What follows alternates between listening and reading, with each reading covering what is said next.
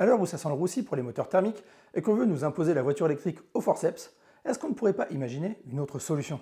Vous pensez peut-être au biocarburant ou à l'hydrogène, mais pourquoi ne pas y aller encore plus loin et imaginer une voiture qui fonctionnerait au nucléaire? Vous croyez ça impossible? Eh bien pourtant, ça fait 60 ans qu'on travaille dessus. Allez, je vous explique ça aujourd'hui, c'est parti.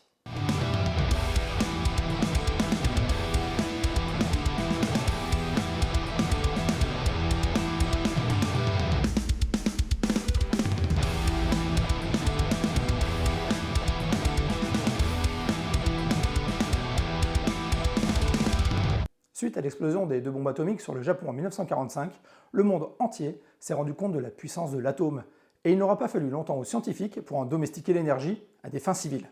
La première centrale nucléaire expérimentale voit donc le jour en 1951 aux États-Unis, mais pour un usage civil, eh bien, il faudra attendre 1954, et cette fois-ci ce sont les soviétiques qui auront la primeur à Obninsk. Les Français et les Britanniques suivront 2 ans plus tard, et les Américains en 1957. Et très vite, on extrapole, on imagine que les réacteurs nucléaires pourront être miniaturisés et que des réacteurs individuels pourront alimenter nos maisons, et pourquoi pas nos voitures. Le premier constructeur à conceptualiser la voiture atomique, c'est Studebaker qui imagine l'Astral en 1958. L'Astral, c'est la quintessence du Space Age, un véhicule qui tient plus du vaisseau spatial que de la voiture d'ailleurs. En fait, c'est une coque en fibre de verre qui ne repose que sur une seule roue et dont la stabilité est assurée par des gyroscopes. Et bien sûr, elle est propulsée par un moteur nucléaire. Les magazines l'imaginent même en train de voler. Bon, vous l'avez compris, ce n'est qu'un concept, une coquille vide, qui aura quand même eu le mérite de permettre à Studebaker d'étudier la fibre de verre, mais pour ce qui est du moteur atomique, ça restait de la science-fiction. Pourtant, bien d'autres constructeurs vont suivre la même idée. La même année, c'est Ford qui va proposer son prototype, la Nucléon, sous forme d'une maquette à échelle 1/3. Contrairement à l'Astral, qui sort tout droit de l'imagination d'un dessinateur de bande dessinée, la forme particulière de la Nucléon s'explique par la prise en compte des contraintes dues au réacteur. Le cylindre, situé tout à l'arrière, est censé contenir les matériaux radioactifs et est entouré par une véritable barrière en plomb contre les radiations, et la cabine est rejetée complètement vers l'avant pour s'éloigner au maximum du réacteur et équilibrer aussi la répartition des masses de la voiture. Le réacteur, lui, devait permettre 8000 km d'autonomie et être interchangeable pour permettre de modifier la puissance en fonction des besoins. Bon, petit fun fact, Bob Gale, co-scénariste du film Retour vers le futur, a dit que la Ford Nucléon est une des inspirations qui ont mené à la DeLorean DMC-12 hyper modifiée qu'on voit à la fin du film. Pendant ce temps-là, en France, c'est Simca qui s'y colle et d'une manière bien originale. En effet, leur prototype Simca Fulgur est la réponse à un concours lancé par le journal de Tintin, qui demandait d'imaginer la voiture de l'an 2000. Comme Ford et Studebaker, elle est censée être propulsée par un moteur atomique avec 5000 km d'autonomie, mais elle propose aussi beaucoup d'innovations. Une conduite autonome par radar grâce à un cerveau électronique, en gros le GPS avant l'heure, une alimentation du moteur électrique par induction sur les routes équipées qui prendrait le relais du réacteur, ou encore une suspension électromagnétique. Mais surtout, au-delà de 150 km/h, la voiture devait se maintenir en équilibre sur ses roues arrière à l'aide de 2 gyroscopes et de ses ailerons qui l'aideraient à se stabiliser, mais aussi à se diriger. Bien sûr, si là encore ce n'est qu'un prototype, il faut retenir que sa ligne aérodynamique sort de l'esprit de quelqu'un qui marquera le design automobile français, un jeune designer du nom de Robert Aupron, le père de la Citroën DS, de la SM ou encore de la Alpine A310. On passera vite fait sur une autre aventure française qui tenait sûrement plus de l'arnaque que du projet sérieux, l'Arbel symétrique. Au début des années 50, un ingénieur imagine une voiture à carrosserie cylindrique, mais dont l'originalité ne vient pas que de sa forme, mais aussi de sa motorisation.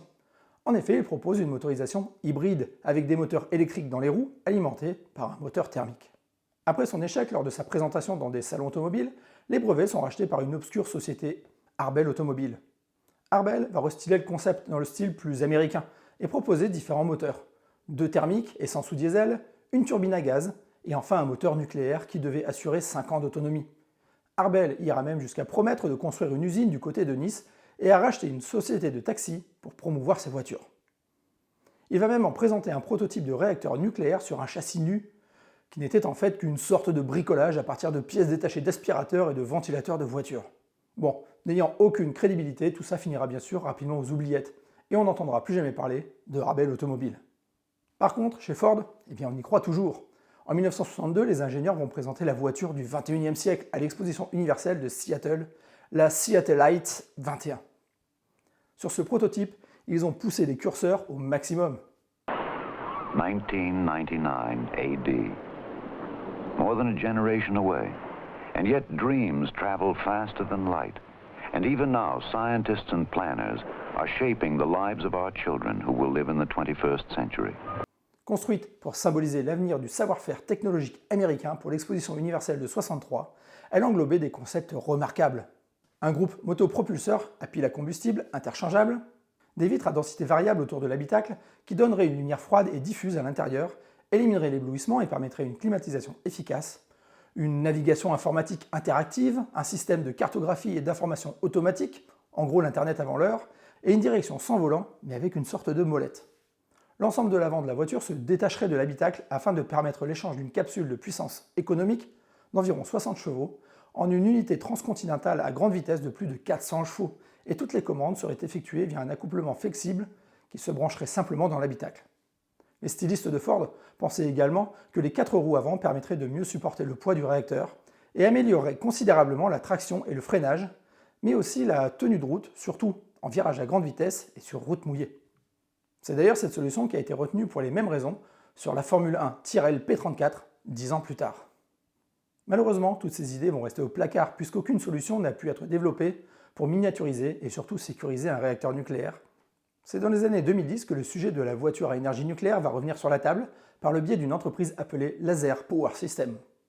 Cette entreprise va utiliser des recherches sur le thorium, un élément radioactif beaucoup plus propre que l'uranium et 5 fois moins cher, pour développer un micro-réacteur nucléaire utilisable pour l'habitat individuel et l'automobile. Le thorium est un métal lourd, bien plus abondant que l'uranium. Les produits de sa fission sont par ailleurs beaucoup moins dangereux et leur durée de demi-vie n'est que de quelques centaines d'années. Cette fission ne produit pas non plus de plutonium, ce qui fait du thorium un bon candidat à une filière nucléaire purement civile. Le problème, c'est que cette fission n'est pas facile à réaliser, mais des lasers pourraient jouer un rôle clé dans la fission, notamment parce qu'ils permettent un excellent niveau de contrôle. Laser Power System va donc proposer un réacteur dont le cœur au thorium serait activé par des lasers pour produire la chaleur nécessaire et faire tourner une turbine à vapeur. 1 gramme de thorium pouvant générer autant d'énergie que 28 000 litres d'essence, il suffirait d'à peine 8 grammes de thorium pour toute la durée de vie du véhicule, et le réacteur ne pèserait que 250 kg. Devant les belles promesses de Laser Power System, plusieurs constructeurs vont retourner à la planche à dessin et imaginer la voiture du futur. Le premier à dégainer sera Cadillac. Pour les 100 ans de la marque, c'est le designer Loren Culsus qui va imaginer le concept WTF, pas pour What the fuck, mais pour World Thorium Fuel.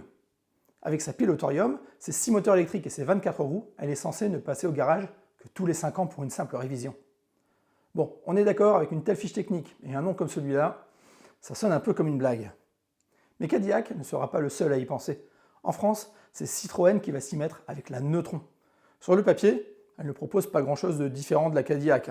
Elle se distingue surtout par son design avant-gardiste, en accord avec l'ADN novateur de la marque.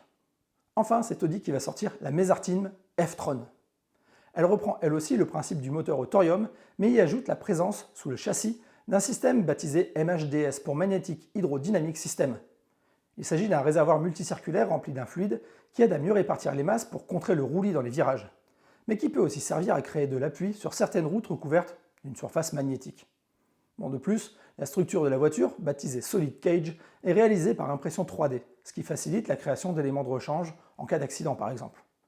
L'impression 3D a permis la réalisation d'un châssis monocoque rendu solide et léger grâce à un alliage de métaux renforcés par des polymères. Et comme c'est une monocoque, eh bien c'est par le capot qui peut se soulever entièrement que les passagers pourront monter à l'intérieur de la voiture. Alors bien sûr, si tout ça avait pu se concrétiser, eh bien je pense qu'on en aurait entendu parler, comme d'une véritable révolution, un système de propulsion inépuisable, sans entretien, relativement propre et peu coûteux. Pourtant, eh bien tout ça n'est pas encore arrivé, et pour cause. Si vous cherchez des nouvelles de la société Laser Power System, eh bien elle est aux abonnés absents. Leur page LinkedIn semble complètement morte et ne comporte que 3 membres. Et même le site internet vers lequel elle renvoie ne parle pas de réacteur au thorium, mais de Jeep Wrangler. Donc admettons-le, la voiture au thorium n'est pas prête d'exister, mais la voiture nucléaire existe peut-être déjà. Sauf que son réacteur, loin d'être sous le capot, est plutôt resté au cœur de nos centrales nucléaires. Alors en attendant que Mister Fusion nous sorte un réacteur pour nous permettre de nous envoler à bord de notre DeLorean, eh bien abonnez-vous, partagez la vidéo si elle vous a plu, et on se retrouve ici pour parler bientôt encore et toujours auto et aéro. Allez, tchuss!